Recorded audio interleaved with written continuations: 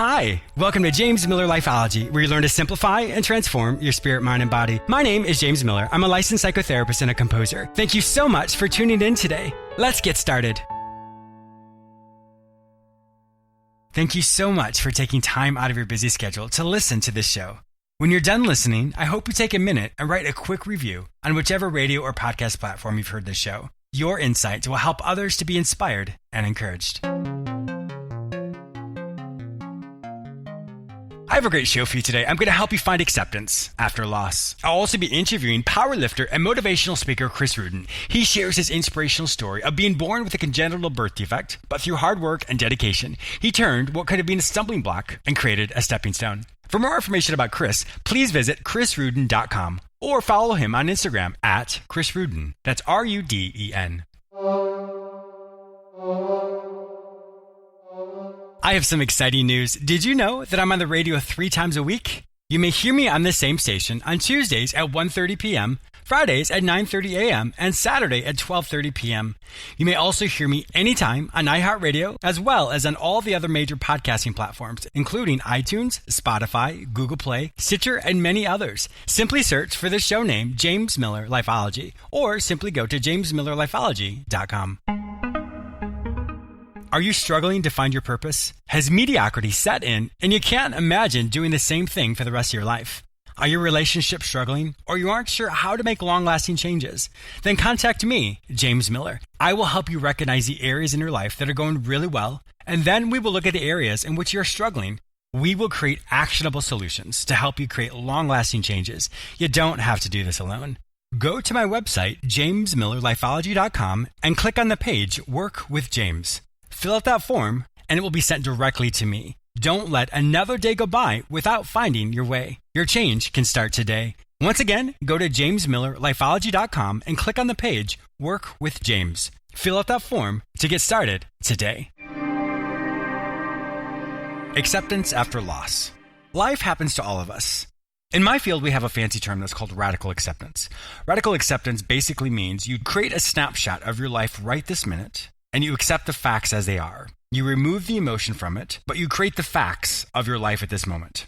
At the end of this interview, you're going to hear me speak a little bit about this with my guest, but I wanted to create a segment around this because I think it's really important for each one of us to understand how to move beyond what was versus what is. Each one of us has experienced extreme loss before. That can be through heartache. That can be from the loss of a job, health issues, bankruptcy, the loss of someone. We've all experienced something in our life. And after the appropriate time of grieving, it's important to then accept the facts as they are. One thing I really want us to understand is if something traumatic has happened in our life, it doesn't mean that if someone did something to us, that we say it's okay that they did this.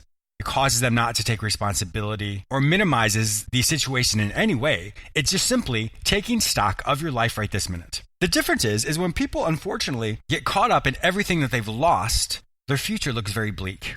They think of all the things they could do or all the things they've experienced in their past, and that's what they focus on. With radical acceptance, you focus on the facts as they are, and then what do you do with those facts? Many times people can focus on the way the situation currently is, but they don't focus on what they can do, they focus on what they lost. And once again, there's an appropriate time of grieving, but after the grief has passed, now what do you do? In every situation, we have an opportunity to take a stumbling block and turn it into a stepping stone. When you focus on what is happening now, you ask yourself, what can I do with these facts? Many times people focus on what was versus what is, and they compare it. It's good or bad. My past was good, my current situation is bad. You cannot compare the two because they are essentially different. That person you were during that time prior to the event is not who you are today. Traumatic events change us. We can either evolve or become stagnant and resentful and bitter. Now, once again, this does not minimize anything you've experienced. It just simply allows you to determine what you're going to do.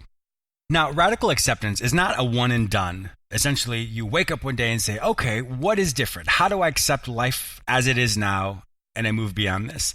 This is a lifestyle because what is always has the opportunity to remind you of what was. The mindset that you create with this radical acceptance continually moves you forward, continually moves you in the direction of things you can do versus things you cannot do. Redefining who you are today is the most important step. Because if you create your snapshot of your life based on who you were, you'll never fully embrace who you are today. Remember to remove the concept of good and bad, today is worse than yesterday, or I'll never be able to do this again. Those concepts do have you focus on what was and not on what is. I often help people think of their current situation like a Rubik's Cube. The Rubik's Cube has 6 different sides. If you look at your past through one side of the Rubik's Cube, then yes, that is all you're going to see. At this time of your life, you have another version, another side in which to spin that cube to see what your new life looks like. Not your better life, your new life. A question to ask yourself anytime you go through trauma and after the grieving process has ended is, what are you learning about yourself? What have you learned about yourself? Did you realize you had resilience? Did you realize you have tenacity? Did you realize that you have the will to live even though perhaps you didn't think you could or wanted to? Did you realize that you overcame adversity? Did you realize that you have more strength than you thought? On the other side of your experience, with continual radical acceptance, your story is going to help someone else move beyond their trauma, their event, their loss.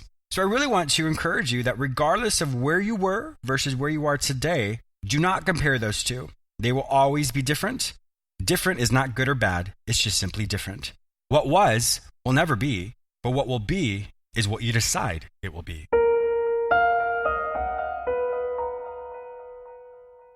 I wanted to take just a quick moment to thank you all who continually support and listen to James Miller Lifeology. I have been so blessed and honored by your continual support. However, I want to make sure that you don't miss out on anything exciting that's happening over here. So go to jamesmillerlifeology.com or lifeology.tv and sign up for the free weekly recap. Each week, I will send you an email which has all the latest radio episodes, YouTube episodes, magazine articles, and self-help products specifically for you. Once again, go to jamesmillerlifeology.com or lifeology.tv and sign up for the free weekly recap. My guest today is Chris Ruden, who was born with a congenital birth defect that manifested in a short arm and only 2 fingers on one hand. Growing up, he was bullied and embarrassed, but Chris found powerlifting and fitness to become the elite athlete he is today. He regularly speaks to youth with disabilities in order to motivate them to recognize that every stumbling block can be a stepping stone. Welcome to my show, Chris. Thank you for having me. I really appreciate it. I am looking forward to this interview. You have so many amazing things that you've overcome and so many things you've done, so I know you're definitely going to inspire my listeners today. Now, born with a congenital birth defect, that is, obviously there's a difference if someone's diagnosed with something later on in life, but you started out in life as society or people perceiving you a certain way. Can you walk us through that? What was growing up like for you? Absolutely. So I was born with 2 fingers on my left hand and a shorter left arm. And, I grew up in a very poor area. We went to the church to get food. We were on welfare. And that on top of growing up with a disability, I knew immediately that I was different. Sure. I went through a lot from bullying to, depression to later in life, getting into the wrong thing and hanging with the wrong people. But I always tried to hide it from my parents. I never really wanted them to know because I was embarrassed. I was embarrassed that their kid was getting made fun of. I was embarrassed that I wasn't, good enough. So I never really wanted them to know until, finally one day I just had enough. And when I told them, their reaction kind of just changed the way I viewed my disability. In what way? So, I always used to come home after school, and whether it was a bad day, I was getting made fun of, or people would call me a monster because I looked different, and they wouldn't pick me for certain sports when I was younger.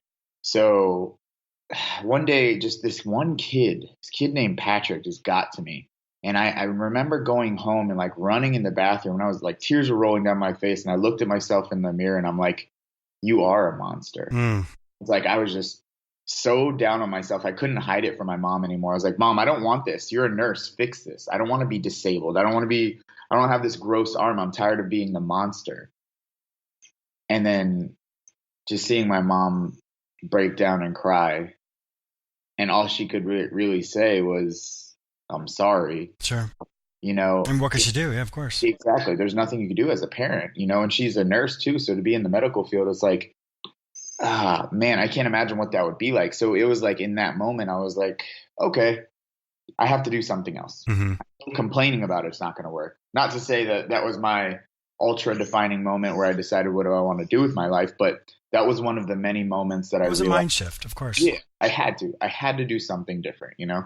But I think also just from a child seeing their parent feel so helpless, and these are my words, not yours, but to see your mom just hurting so much, it helps you realize that it's not just you who's struggling. You know, it's not just you who has that quote disability. It's Exactly. your parents. They want to give you your mom wanted to give you everything, and she wasn't able to. And this is one thing she could not do. I'm sure everything else she would do her best to do. It sounds like she's an amazing woman, but this is one thing she couldn't do. And so I think with you had that awareness and that epiphany that wow, there are other people who are hurting who are close to me, and what can I do to be protective of them as well?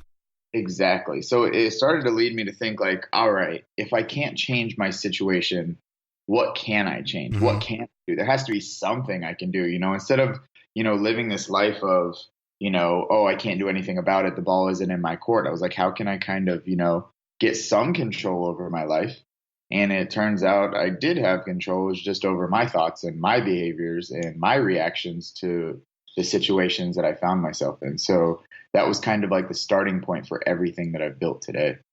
When you look at your perception, how it started to shift, where did it come from a place of disability or deficit to a place of, once again, like you said, I can't control this? There was multiple moments, that was like okay, emotional moment. I know something needs to change, but I'm not sure what. Going Mm-hmm. into high school, I was very competitive, because of my disability or because of my reaction to my disability, I should say. Um, I did all kinds of weird stuff. I played drums. I wore a glove for 17 years. I hid my hand because I was embarrassed. But I hid my hand and still did things that I was out in the spotlight. I always wanted to be in the spotlight and kind of perform. So I played drums with a drumstick through the finger hole. I did martial arts. I was the captain and starter of the dance team in my high school. That's cool. I was never like the conventional guy who played sports. Yeah. It's funny. I ended up getting a degree in exercise science, but I still to this day don't like sports. So it's just not my thing. Mm-hmm. So being competitive definitely pushed me to see what I could do, the abilities, but in a healthy way. It wasn't until I got diagnosed with type 1 diabetes that the huge mental shift happened. And that's Gosh, yeah. I turned that whole obstacle into an opportunity and tried to create my adversity as a business, trying to say like, what can I do to help other people, Mm-hmm.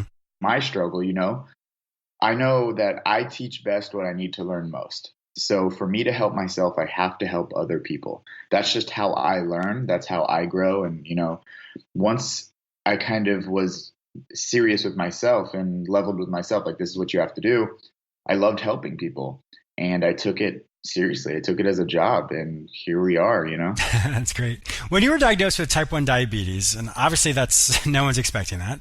So you have the way you started in life, this feeling a certain way about yourself, and then being diagnosed with something else. How is that for you?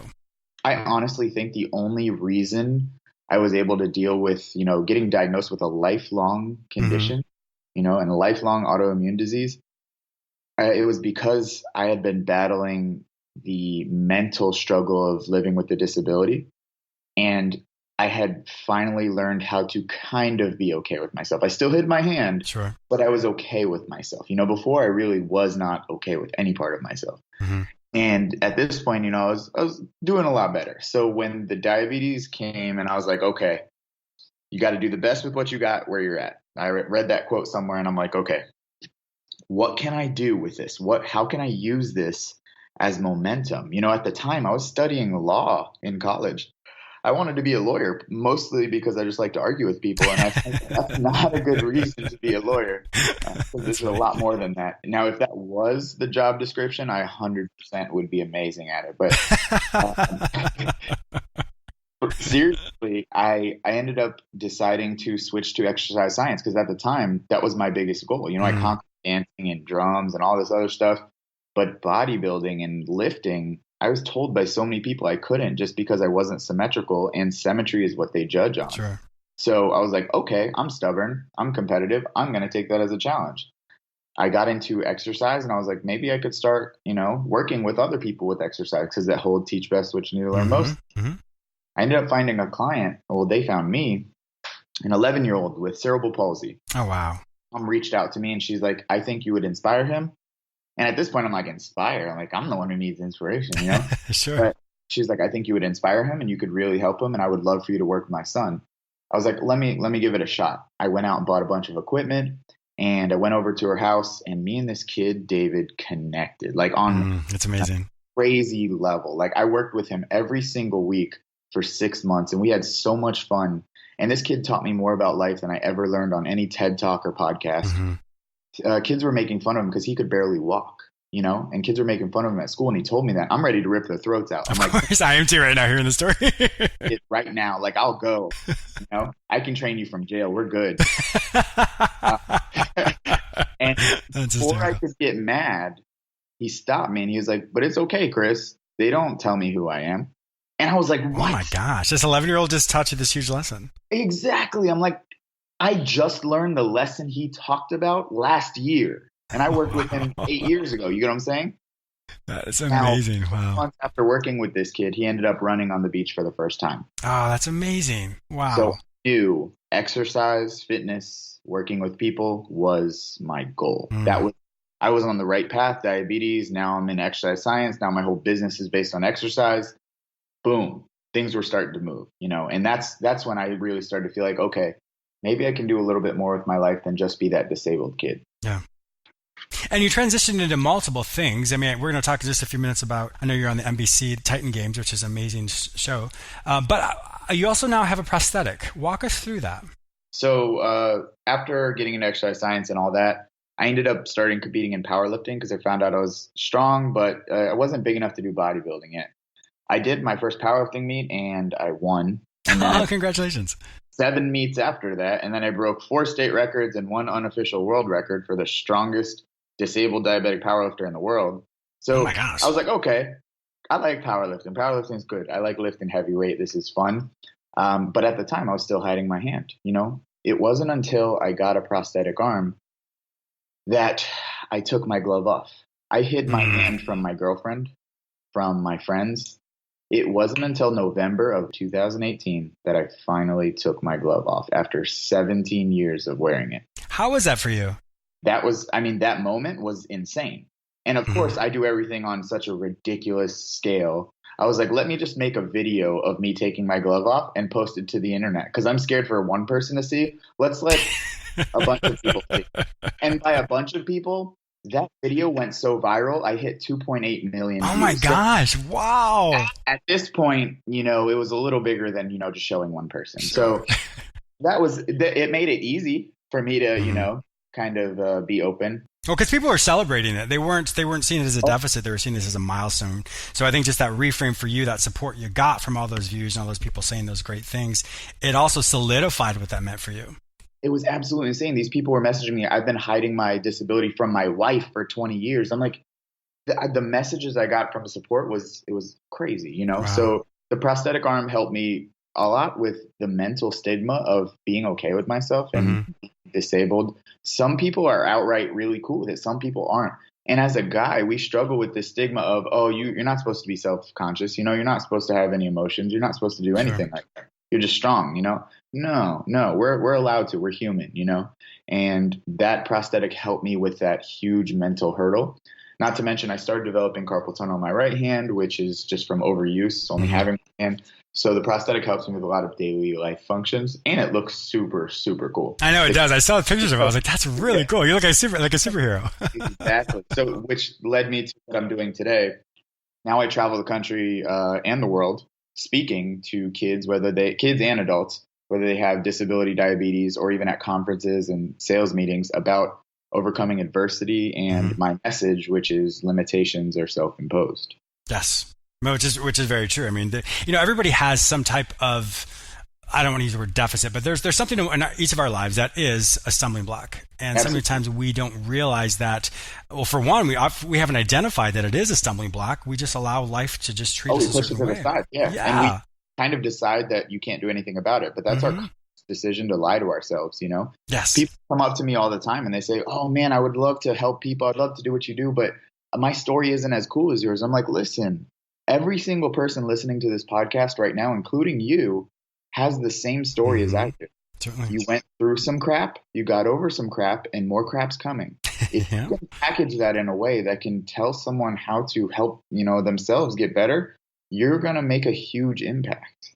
And it's the whole aspect as well as if you've overcome something before, the situation today may be different, but the mindset and the feelings that you experienced then, you are now currently feeling them. So if you did it before, you can do it again. And I think so many times people don't realize there's so much data in each person's past, which gives us so much fuel to overcome what we're currently facing today. It's crazy. If you think about what's the hardest thing you've ever had to go through in your life, and you're here now, you did it, you made it, you won.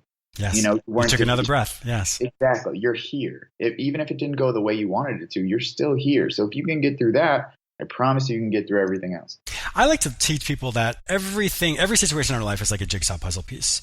And when you continually look at your life, because there are many things that just don't make sense, it will never make sense, and we'll never know why. But when you see what the outcome was, or perhaps a closed door opened up another door for somebody else, we can then start to see how those jigsaw puzzle pieces kind of link together to form this tapestry or this picture of who we are today. And so the more awareness that we have, like I said before, if we take a stumbling block and turn it into a stepping stone, the lessons we learned from that event create the opportunity for another opportunity that's even greater, that we're now proactively a part of, that we're choosing how we're going to respond. We're choosing the outcome that's going to happen. So I think when people really isolate an event and say, this happened to me or this happened to me, we don't step back enough to look at the perspective, because perspective always gives us understanding and awareness to say, okay, I don't understand that and I'll never understand it. But what came out of that and what perhaps came out of it years later has allowed me now to be the person I am today. For example, for me, I'm no different than anybody else. Multiple things have happened in my own life, but I love who I am today. It took me a long time to say that, but I love who I am today. And so each thing that I went through, either something I put myself through or life happened, and now makes sense of who I am today. And once again, when we can find that I love who I am today, it then links together, like I said, into that beautiful puzzle piece or that picture of who we are today. I love that. And, to add to that, it's a great way to conceptualize like what it is to go through life and hit these roadblocks. Sometimes those puzzle pieces seem like they'll never fit until you spin the puzzle around, until you change the perspective of how you look at the entire puzzle. Yes. Until you change your perspective of how to use that one piece, that one event in your life that doesn't make sense. And honestly, sometimes in life, I've found that we try and make sense of everything when some things just simply never make sense. Yeah. We need a reason. We need to apply a reason to why something happened. Sometimes you just stubbed your toe because you stubbed your toe. Don't get stuck trying to make it like, oh, it's because I'm a Libra. It's not because you're that's it. Let's focus on moving forward instead of looking back where your ashy skin is left on the sidewalk. Yeah, I think it also goes back to this place of we many times will conceptualize the outcome of an event is there's something wrong with us. There's a deficit within us. I'm not attractive. A story that has zero emotion. Yes, exactly. And so when we create it that we're the fault or the reason why, then it creates, like you said earlier, that limiting belief. And then an event then becomes who we are as opposed to just an event. An event can never become who we are without your permission. Exactly. Something I do want to add, though, that I actually got. It was really weird. It was the first time that ever happened. I got backlash on something I was talking about changing your perspective as a person with a disability. And someone's like, no amount of positivity will ever give me my leg back or give me my arm back. Let me clarify. No amount of positivity or most likely medication will give you your leg or your arm back or make your condition better. We can learn to treat it, but I don't think positivity cures anything, but I do think it treats a bad mindset. And that's the main thing we have to live off of, not our body, but the way we think, and I want to clarify that. Yeah, and I think that's a great clarification. Let me piggyback off that as well, is when we compare what was versus what is, it's always going to be, quote, less than, because when we get stuck in perhaps for this example, the mobility of something, for someone to lose their mobility, yes, that's not going to be better. It's going to be different. So we have to remove what was and keep that separate because it will never be today. So now we have to take the new framework to say, okay, what can I do, or what is, as opposed to what was. When we have that grief, we get lost in that, and that's when people compare, and that's where that, quote, positivity will never fix it. Well, we're not trying to fix it, we're looking at what is. I am not a positivity hippie. Like, if the building is on fire, I'm not going to stand in there and chant myself out of the building. I'm going to run out. I'm not dumb.